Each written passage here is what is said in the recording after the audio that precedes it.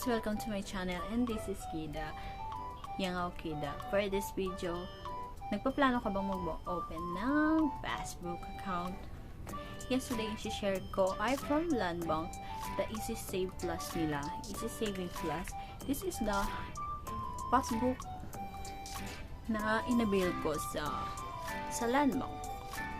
Ano ba yung mga requirements na ginamit ko to open this account? Nag-prepare ako ng aking company ID dahil yung mga pang-personal na information na kagaya ng wala kang puro freelancer ka, mahirap or ang hirap humanap ng mga requirements na kailangan nila. Ang ginamit ko na lang ay mga old na ID ko sa company na meron ako. But ayun yan, na-aprobahan nila yon yung about doon. At eto na nga siya. And then 2 valid IDs. Siyempre ay laging hinahanap sa atin. No need ng picture dahil pipicture ang kanila doon. Picture ang kanila. And this savings account para siya sa mga taong gusto lang mag-ipon dahil this passbook is 2 beses ka lang pwedeng mag-withdraw a month. Ayun lang yung difference niya sa ibang passbook. At yung about sa interest nito, it depends in your kung magkano yung savings mo. Hindi siya kagaya ni BDO, ni BPI na 0% lang ng savings mo yung maano nila, magkakaroon ka ng interest. But this, I'm not sure kung magkano talaga yung pinaka interest mo. Depends on your savings. At this passbook account, may minimum siya 20,000. Bago ka makapag-avail nito, dapat may 20,000 pesos ka. Dahil kung wala, hindi ka makakabukas nito. Yung pinaka common na 10k minimum na maintaining balance for this passbook or sa ibang passbook.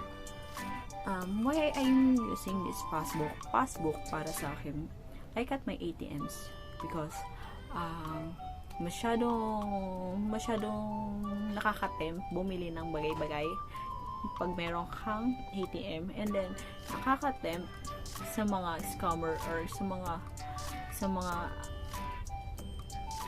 problema ngayon about sa ATM. Na-scam tayo. Di natin kontrolado, di natin alam kung kailan, or mas okay kung hindi, di ba? Tayo may scam. Sino bang gustong pakinabangan na iba yung ating pera? But this, kailangan mong alagaan siya na hindi siya bumaba sa 20,000. Kung hindi, ayan nga, para ka rin nagtapon ng pera every month or week, something, ang nakakaltasan ka ng 300 pesos. It's so sad, diba? I motivate myself to save para dito for my future or my retirement fee. So ngayon, share ko lang how I put money here. Meron akong mga part-time jobs, freelancing, eklabutsaan, diba? Ganyan. May 75% ng sahod ko ay nandito. Sabihin natin, sa isang part-time job ko, meron akong 2,500 a week. I put the 2,000 here and the 500 is my expenses or mga pambudget ko. Ayun. I put it here. But sometimes, syempre, hindi natin na-expect yung mga unexpected na gastos. Kung ano yung pinakamababa kong nilagay dito is 100 pesos. Kung ano yung meron ako. And every time, 3 times a week ako pumunta kay Landbank. Kasi isa akong messenger. nagdi-deposit ako ng pera doon. Pag meron ako extra money sa last day ko, inupot ko dito. Ayun lang yung pwede kong experience na may share about dito. Sana try nyo magpa-kasbook. I motivate myself dahil sa mga napapanood kong K-drama and Japanese dramas. I'm so fan of them. Lalo na how they passionate about sa pagsisave ng pera for their future. Not sa luho nila today. For their future, di ba? Ang sarap pakinggan. Na gano'n, kailangan natin mag-save for our future. Yung things na yan, dadaan lang naman yan.